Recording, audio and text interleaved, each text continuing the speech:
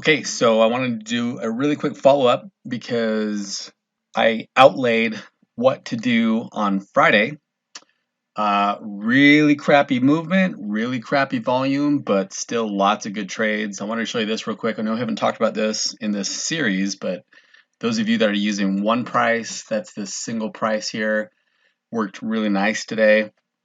All right, so back to key turns, and I'm going to show you the box too because I had talked to you about one of the trades that I would get into if it happened. So let me pull that up. Okay, so here is that same exact box. Remember, it was 240 something. We were above here. I said if we got down here, it would be a nice place to short. Well, we kept climbing, so we don't short that if we're not going down, right? And we actually had a better entry because we had a box that formed that was higher, and this one ran. Again, the market's just not moving, but there was actually zero losing trades. And let me just walk you through that real quick. So whether you traded this overnight or not, I don't know, but that one paid, that one paid. This one paid a little, this one paid a little, goes to the first profit target. This one almost to the third profit target.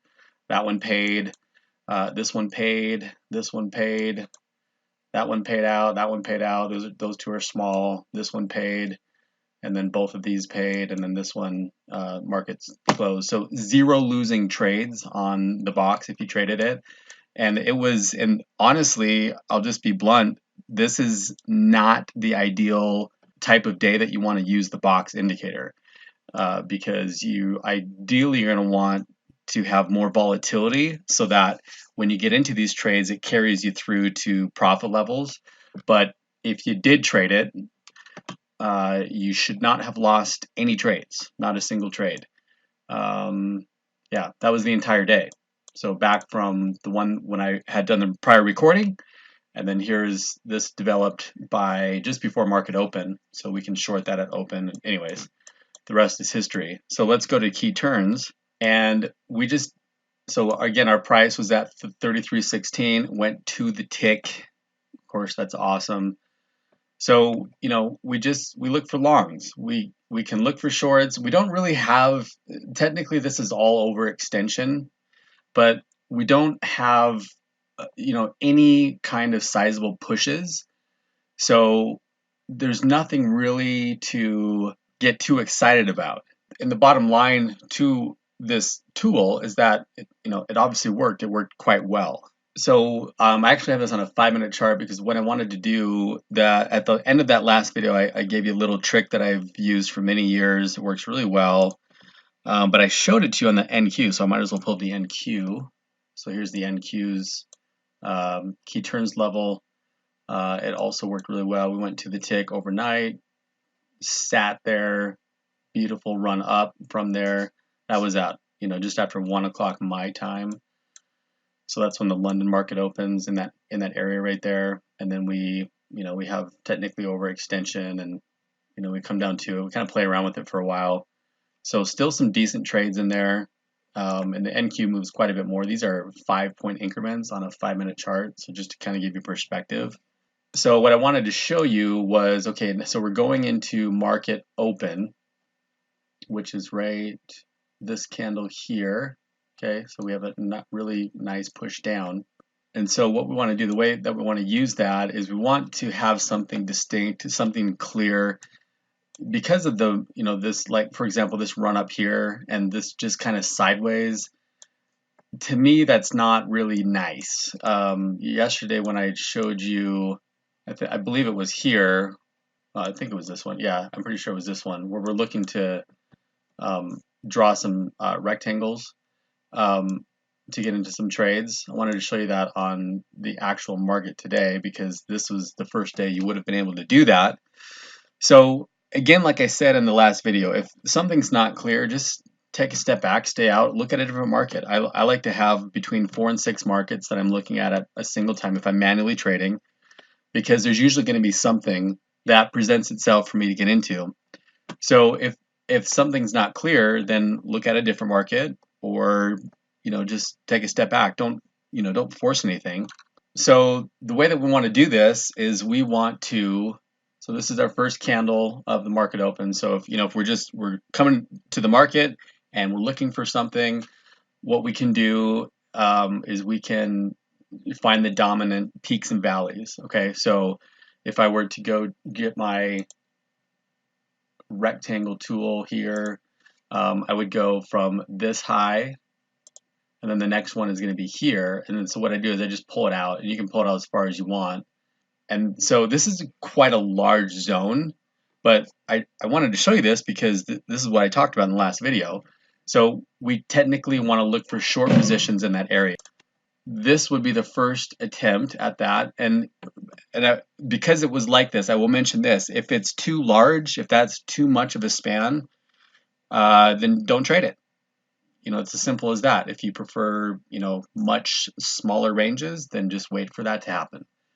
So that one happened here. It worked out obviously very nicely.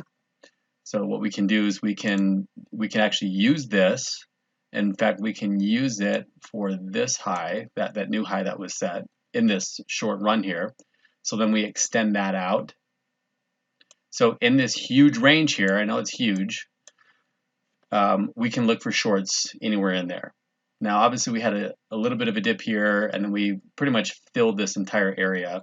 So this type of situation really is going to come down to experience and how you manage different types of positions. If you don't like the way that this looks, then just don't use it. But I wanted to show you this because I talked about it. And then number two, it's something that you can use as the market develops. Okay, so when looking at different strategies, okay, so that one's done. So we've achieved this and we achieved this, but that happened way over here. So what we can also do is, as the market is continuing to develop, we have this low right here, and then so that this one would be right there, right? So then we want to, if and when price comes up to here, we want to look to be short in this zone right here. So this would probably be more ideal for most of you because it's a much smaller range. There's not as much movement that we are looking to target to get short. Okay. All right. So then the same thing for long positions. So what we would do is we'd come down here to this low. This was the low of the RTH so far, and then the next one would be here. So then what I want to do is I want to draw that here. So then we can see, so we're using this low and this low because we have very distinct lows that were set. And then so we come down here and we know we want to be long in here. So we have this initial bounce, but remember we're below now the key turns level, so we want to watch for breakdowns. So yes, we can buy it, we can test it. It did work. And by the way, 44.25 to 54. So it worked for 10 points. But we just want to be careful in situations like this because here's a nice breakdown you can trade that's confirmed by the key turns price. So some really great trades in there. So as we're making lower lows, we're not going to use lows anymore. We're going to use the highs like I just showed you here. And then as we continue making highs here, then we would probably do something like this. We'd come to this low here, and that's kind of ugly because it's not really exact, and then we'd come to this one here. Okay, so we have that. It got a tick away from it, but we're below it, so we have to be careful. So then what we can do is we can use this one. That was the new low that was set, and then we can use this one. Okay, so this one and then this one, because we're heading up. So then we can buy, and this one would be a really nice trade because we have the key turns price right there. We are in the buy zone, right? And so that's it. We just keep adjusting accordingly. And then I guess we have this other one here. So this would be for a short because we're heading down, right? Here's a high, and then here's a lower high that was set right there. So this high is lower than this high. So because we're starting to head down, we don't know that this is going to happen yet. So we want to test that. So here's the high, we come down, we come back up. I know that I want to test a short in there. And it worked really nice. And it came back down, and then then we had the buy zone. I just moved up to here. So at the buy zone, just beautiful. That's like 15 points right there. So Really simple technique that you can do daily. You can do this on any market, Forex, futures, even stocks. Doesn't really matter what it is because market movement is market movement. But if you applied that today, you should have done extremely well. So even though the market, I mean, especially in the ES, the Nasdaq had, it's actually pretty decent movement.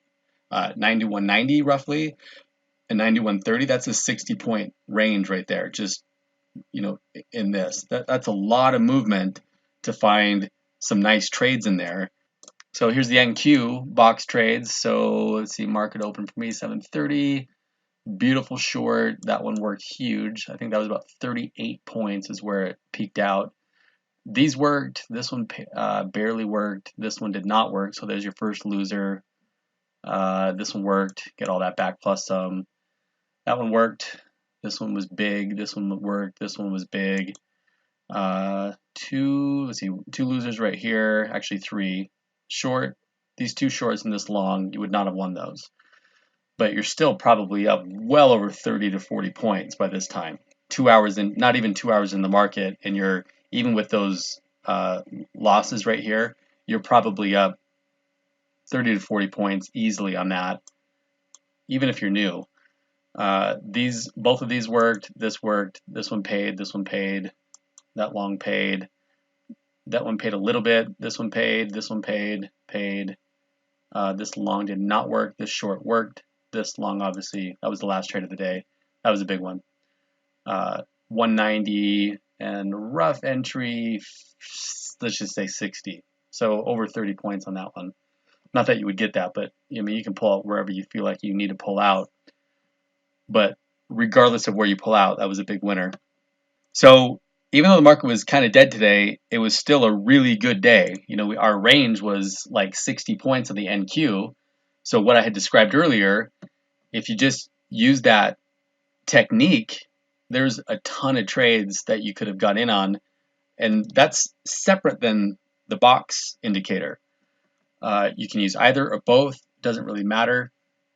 They both worked, and even though it was kind of a dead day, not a lot of movement, especially on the ES mainly, it was still a really great trading day, and you should have been up several dozen points just in what I reviewed there. We haven't talked about other strategies. That's just using that rectangle strategy I showed you, and then using the box and using key turns. That's it. We haven't talked about anything else. There's so many different things you can do.